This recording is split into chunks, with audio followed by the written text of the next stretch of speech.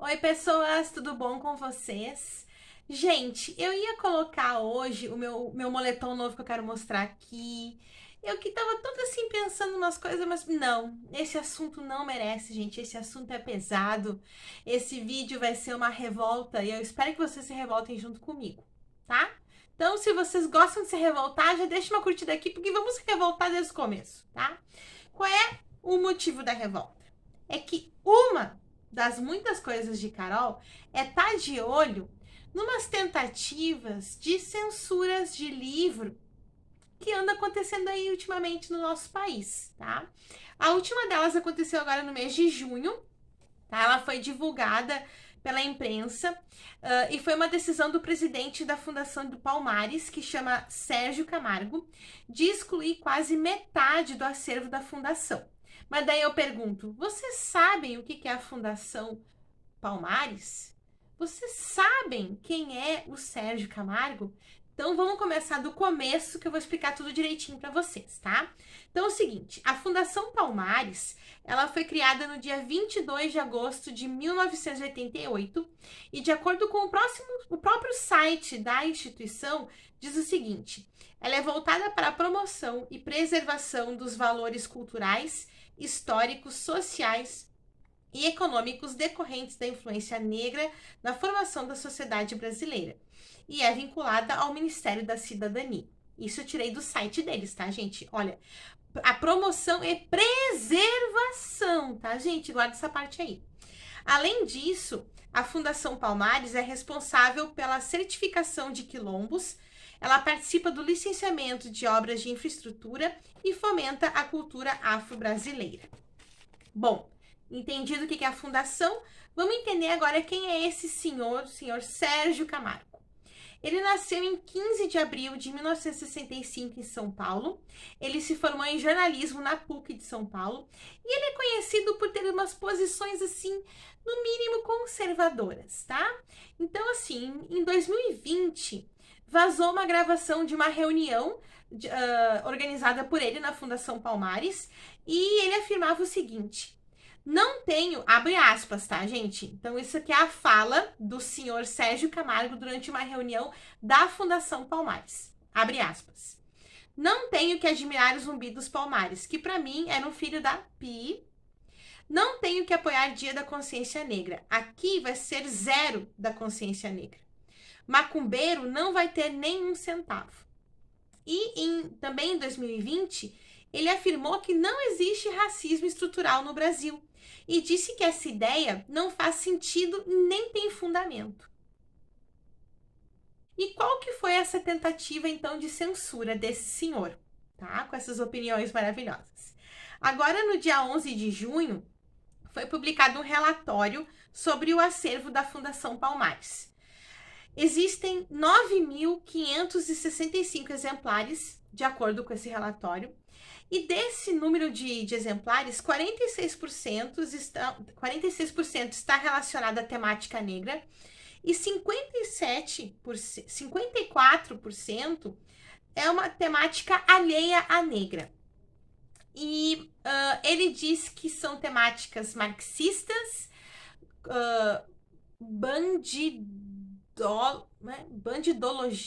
bandidolatria, uma coisa assim, que é tipo assim, que são obras comunistas, que exaltam os bandidos, que são, enfim, tá tudo errado, tá? O Conselho de Biblioteconomia destacou, né, depois que esse relatório veio a público, o Conselho de Biblioteconomia destacou a ausência da participação de bibliotecários e da comunidade atendida pela Fundação na elaboração desse relatório. O Conselho também afirmou que esse relatório, abre aspas, estabelece critérios pessoais, insólitos e descabidos, o que pode gerar lesividade ao patrimônio bibliográfico do país. Eu vou contar para vocês agora os títulos de alguns livros que esse senhor queria que retirasse do acervo da Fundação Palmares.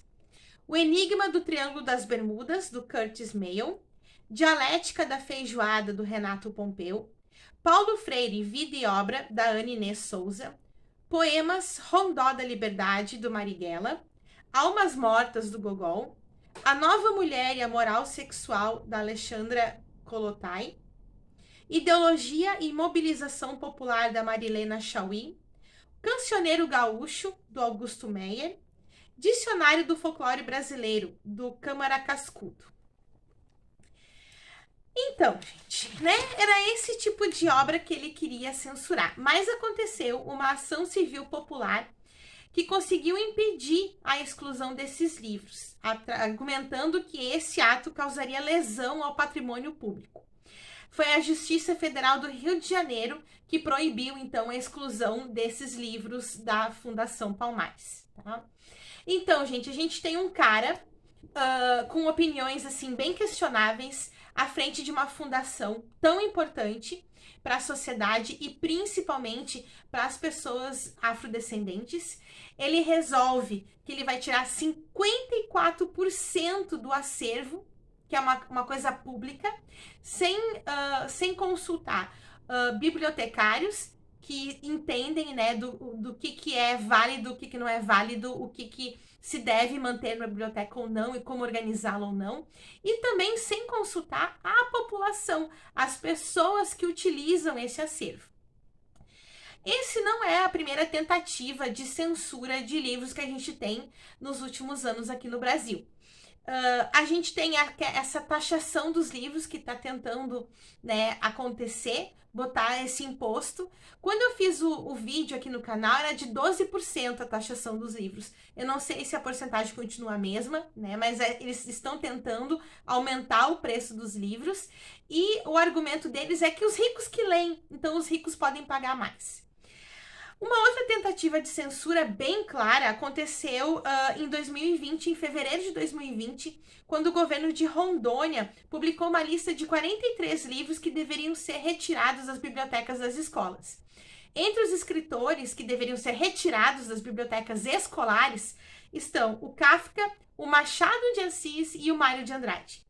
Os livros do Machado com Memórias Póstumas de Brás Cubas, que caem no vestibular o tempo inteiro, deveria ser retirado da biblioteca das escolas.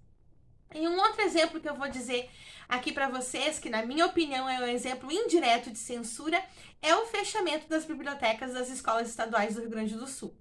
A minha escola, por exemplo, a biblioteca foi fechada em 2019.